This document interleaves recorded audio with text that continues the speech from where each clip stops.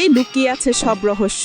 প্রাসাদে যে রাজকন্যা বন্দী আছে তাকে মুক্ত করো, তাহলেই বুঝে যাবে কিভাবে অভিশাপ ভাঙবে। আল্লাহ তোমার সহায় হন বলে রোহানকে বিদায় দিলেন দরবেশ। রোহান প্রাসাদের পথে রওনা দিল। তার মনে এখন আশার আলো, তার অন্তরে নতুন প্রত্যয়।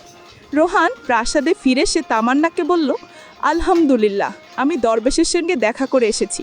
তিনি বলেছেন রাজা এক রাজকন্যাকে বন্দী করেছিলেন, তাই এই অভিশাপ। তুমি কি জানো কোথায় প্রাসাদের বন্দিশালা? তামান্নার চোখে বিস্ময় আর বিষণ্ণতা। বলল, চলো আমার সাথে। সে রোহানকে নিয়ে প্রাসাদের নিচের অংশে নিয়ে গেল। ঘুরানো সিঁড়ি বেয়ে অনেকক্ষণ হেঁটে তারা নিচে এসে পৌঁছালো। তাদের সামনে একটা বিশাল লোহার দরজা। রোহান দরজায় হাত দিতেই সেটা ধীরে ধীরে খুলে গেল। ভেতরে ঢুকতেই দরজা বন্ধ হয়ে গেল। একটা ধপ করে একটা আওয়াজ। চারপাশে অন্ধকার, শুধু দেয়ালে কয়েকটা মশাল জ্বলছে। রোহান দোয়া পড়ল, ইয়া আল্লাহ, আমাদের হেফাজত করো। তামান্না বলল, এটা কোনো সাধারণ বন্দিশালা নয়, এখানে কি আছে?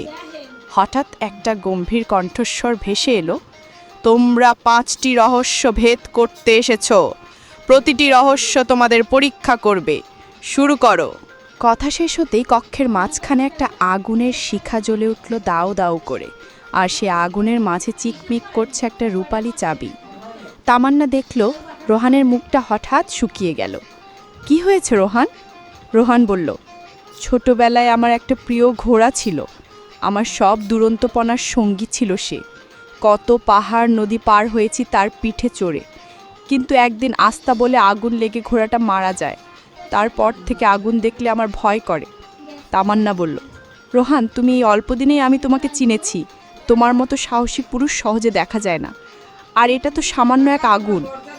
হঠাৎ শৈশবের ভয় কেটে সাহসী রোহান জেগে উঠল। সে দৃঢ় পায়ে এগিয়ে গিয়ে আগুনের ভিতর হাত ঢুকিয়ে চাবিটা ধরে ফেলল, আর আগুন নিভে গেল। সামনের দরজা খুলে গেল। দুইজন সেই ঘরে ঢুকতেই দরজা বন্ধ হয়ে গেল। ঘরটা কাচের তৈরি, যেন চারিদিকে অজস্র আয়না বসিয়ে রাখা হয়েছে। সে আয়নায় শুধু রোহানের প্রতিচ্ছবি দেখা যাচ্ছে, অথচ তামান্নাও পাশে দাঁড়িয়ে। কিন্তু প্রতিচ্ছবিগুলো আপন মনে কাজ করে যাচ্ছে। কেউ যুদ্ধ করছে, কেউ শিকার করছে, কেউ ঘোড়ার পিঠে পাহাড় পাড়ি দিচ্ছে। আর আরেকটা আয়নায় দেখা যাচ্ছে কিছু দুঃখী মানুষ। রোহানের মনটা খারাপ হয়ে গেল। তামান্না বলল, কি হয়েছে রোহান? রোহান বলল, আমি সবসময় নিজের নাম উজ্জ্বল করার জন্য কাজ করে গেছি। সবাই আমাকে বলে বীর রাজকুমার রোহান, কিন্তু কেউ আমাকে বলে না প্রজা দরদি রাজকুমার, কারণ নিজের খুশির জন্য ছুটতে গিয়ে আমি মানুষের খুশি দেখার সময় করতে পারিনি। তামান্না বলে, তোমার মধ্যে এই উপলব্ধি এসেছে, সেজন্য শুকর করো। রোহান সিজদায় পড়ে গেল। আল্লাহ, তুমি আমাকে আরেকটা সুযোগ দাও, যেন আমি মানুষের জন্য কাজ করতে পারি। কাচের দেয়াল সাথে সাথে ঝরঝর করে ভেঙে পড়ল, আর তার মাথার সামনে একটা কাচের চাবি পড়ল। সামনে দেয়ালের মাঝে একটা খোলা দরজা দেখা গেল। দুইজন পরের কক্ষে ঢুকল। ছোট ছোট চারকোনা মার্বেল পাথরের মেঝে, আর কক্ষের মাঝখানে একটা লাল রঙের চাবি ঝুলছে। সারা কক্ষে আর কিছুই নেই।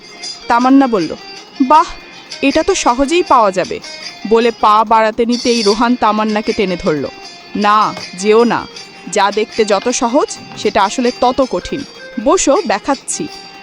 দুইজন বসার পর নেহার সামনের একটা চারকোনা মার্বেলে হাত দিয়ে চাপ দিল, আর মাথার ওপর দিয়ে সাই সাই করে কিছু তীর ছুটে গেল। তামান্না ভয় পেয়ে বলল, মেঝেতে ফাঁদ পাতা, আমরা যাব কিভাবে? রোহান হেসে বলল, এসব ফাঁদ আমার কাছে ছেলে খেলা।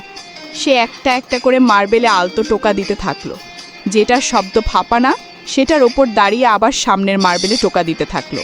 খুব অল্প সময়ই সে লাল চাবিটা হাতে পেয়ে গেল, আর পরের দরজা খুলে গেল। দুইজন মিলে ঢুকলো পরের ঘরে। ঘরের মাঝখানে একটা গাছ, তার পাতাগুলো সাদা আর কালো কালিতে কি যেন লেখা। পরের জন্য রোহান একটা পাতা ধরতেই পাতাটা ঝরে পড়ল, লেখা মুছে গেল। এমনকি যেই পাতার দিকে তাকাচ্ছে সেটাও ঝরে পড়ে যাচ্ছে।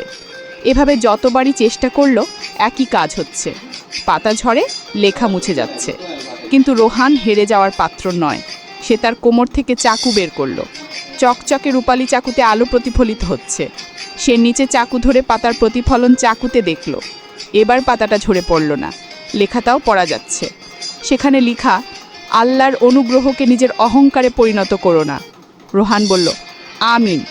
আর গাছের সব পাতা একসাথে ছড়ে পড়ে গেল।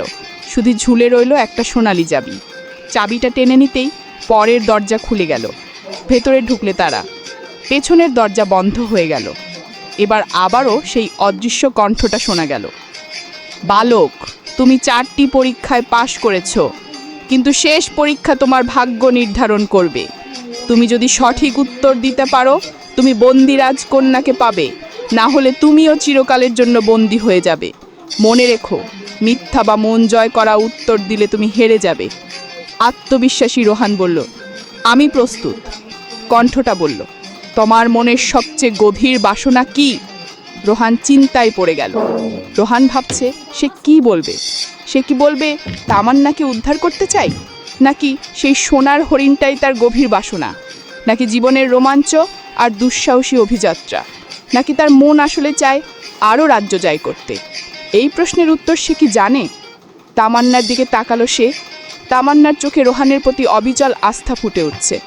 রোহান বলল, আমার বাসনা অসহায়কে সাহায্য করা।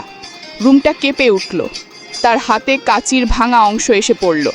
সামনে পেছনে সব দরজা খুলে গেল। তারা এখন স্বাধীন। রোহান সামনের কক্ষে এগিয়ে গেল। দরজা খুলে গেল। রোহান দেখল একটা মলিন পোশাকের মেয়ে বসে আছে, গায়ে রংচটা কাপড়, পেছন ফিরে বসে আছে। তার 4 হাত পা শেকলে বাঁধা, আর তার চুল তামান্নার মতোই লম্বা, দীঘল, রেশমের মতো।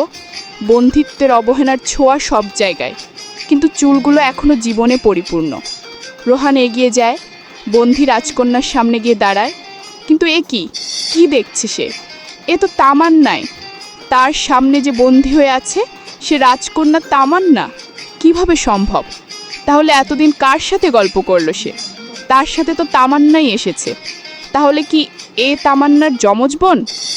রোহান তাকালো তার সাথে আসা তামান্নার দিকে। সেই তামান্না মিষ্টি হেসে এগিয়ে এলো। রোহানের গালে হাত রেখে বলল, রোহান, আমি সেই রাজকন্যা। আমার বাবা আমাকে বন্দী করেছিলেন, তার সম্পদ আমি অসহায়দের বিলিয়ে দিতাম বলে। আর এই অভিশাপে সবাই অদৃষ্ট হয়েছে, আর আমি ছায়া হয়ে ঘুরে বেড়াতাম। হয়তো আল্লাহ একদিন কাউকে সাহায্য করতে পাঠাবেন সেই আশায়। আলহামদুলিল্লাহ, তুমি আমাকে খুঁজে পেয়েছো। বলে সে একটা ধোয়ার মতো হয়ে বন্ধী তামান্নার শরীরে ঢুকে যায়। রোহানের চোখে পানি।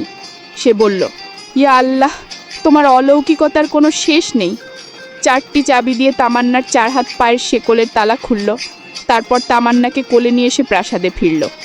বন্ধি থেকে দুর্বল হয়ে গেছে মেয়েটা। রোহান তামান্নাকে খাবার খাওয়ালো, নতুন কাপড় এনে দিল। কিন্তু এত লম্বা চুল কিভাবে সামলায় মেয়েটা? কেটে দিতে পারলে ভালো হতো। হঠাৎ তার মনে হলো, শেষ ঘরে কাঁচির অর্ধেক কেন দিল? সে বাইর করলো সেটা, আর কোমর থেকে ভাঙা হরিণের শিংটা। দুটো একসাথে লাগাতেই একটা পূর্ণ কাঁচি হয়ে গেল। রোহান তামান্নার লম্বা চুল হাতে নিল। তার চুল যেন রেশমের নদী, সোনার আভায় ঝকঝক করছে। ধীরে ধীরে সে কাঁচি দিয়ে চুল কাটতে শুরু করলো। প্রতিটা কাঁটার সাথে একটা সোনালি আলো ছড়িয়ে পড়ল। হঠাৎ চারপাশে কুয়াশার মতো ছায়া দমতে শুরু করলো। ছায়াগুলো মানুষের আকার নিল। রাজা আজমত, রানী, প্রাসাদের প্রহরী, বাজারের লোকজন, রাজ্যের মানুষ ফিরে এলো। তামান্নার শরীরে যেন শক্তি ফিরে এলো। সে উঠে গিয়ে রাজাকে জড়িয়ে ধরল। বাবা! রাজার মুখে লজ্জা আর অনুশোচনা। সে বলল, আমাকে ক্ষমা করে দে মা, আমি মস্ত ভুলের পথে চলছিলাম। প্রাসাদে আবার জীবন ফিরে এলো। বাজারে কোলাহল, ঘরে ঘরে আলো। তামান্না রোহানের হাত ধরে বলল, তুমি শুধু আমার রাজ্যই নয়, আমার হৃদয়ও মুক্ত করেছ। রোহান হেসে বলল, আল্লাহর কাছে শুকরিয়া, এ সুযোগ পাওয়ায় আমি নিজেও অনেক কিছু শিখেছি। তারা প্রাসাদের বারান্দায় দাঁড়িয়ে সূর্যের অস্ত দেখল। দূরে রূপালী বনে একটা সোনালি আলো ঝকঝক করছিল। হয়তো সেই হরিণ, হয়তো আল্লাহর দূত তাদের দিকে তাকিয়ে হাসছে।